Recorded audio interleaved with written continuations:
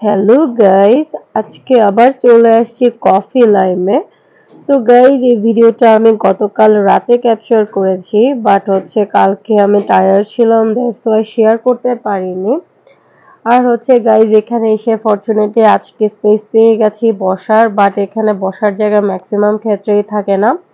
But এখানকার ফালুদা এত বেশি মজা, জায়গা না পেলেও এখানে এসে ফালুদা খেতে হবে এরকম একটা টেন্ডেন্সি গ্রো করে গেছে আমার মধ্যে। আর বিটুইন আমি যে ব্লগগুলো শেয়ার করেছি সেখানে তোমরা দেখেছোই আমি একটা রেস্টুরেন্টে গেলে সে রেস্টুরেন্টে বারবার যাওয়ার একটা মেন্টালিটি তৈরি হয়ে যায় আমার মধ্যে।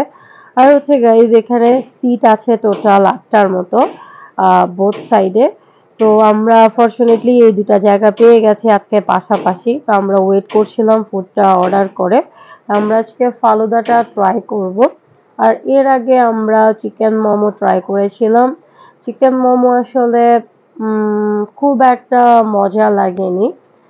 তো গাইস, তোমরা যারা বসুন্ধরা আছো তাদের জন্য তো এটা খুবই কাছে। সেই জায়গা থেকে বসুন্ধরা গেটে এসে এটা না খেয়ে বাড়ি চলে যাও, আমার কাছে মনে হয় বড় একটা মিসিং হয়ে যাবে। তো অবশ্যই ট্রাই করো। আর গাইস, এখন আমার বর আমাকে খাইয়ে দিবে, আমরা অবশ্যই শেয়ারিং করে করে খাই। আর আমার ধরে খেতে একদমই ভালো লাগে না। ফ্যামিলি মেম্বারদের মধ্যে কেউ খাইয়ে দিলে আমার কাছে খুবই ভালো লাগে। আর গাইস, ছোটবেলা থেকে মায়ের হাতে খেয়েছি আর এখন শ্বশুরবাড়ি। সো সেই জায়গা থেকে আগে মনে হতো শ্বশুরবাড়ি গেলে আমাকে কে খাইয়ে দেবে। সো আই এম ব্লেসড যে আমাকে আমার বর সবসময় খাইয়ে দেয়। আমার কখনো চিন্তা করতে হয় না যে আমাকে ধরে খেতে হবে এরকম।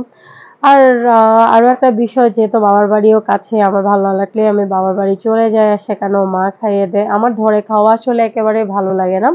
ধরে খেতে আমি একটা ফুডই পছন্দ করি, দ্যাট ইজ দ্য আইসক্রিম।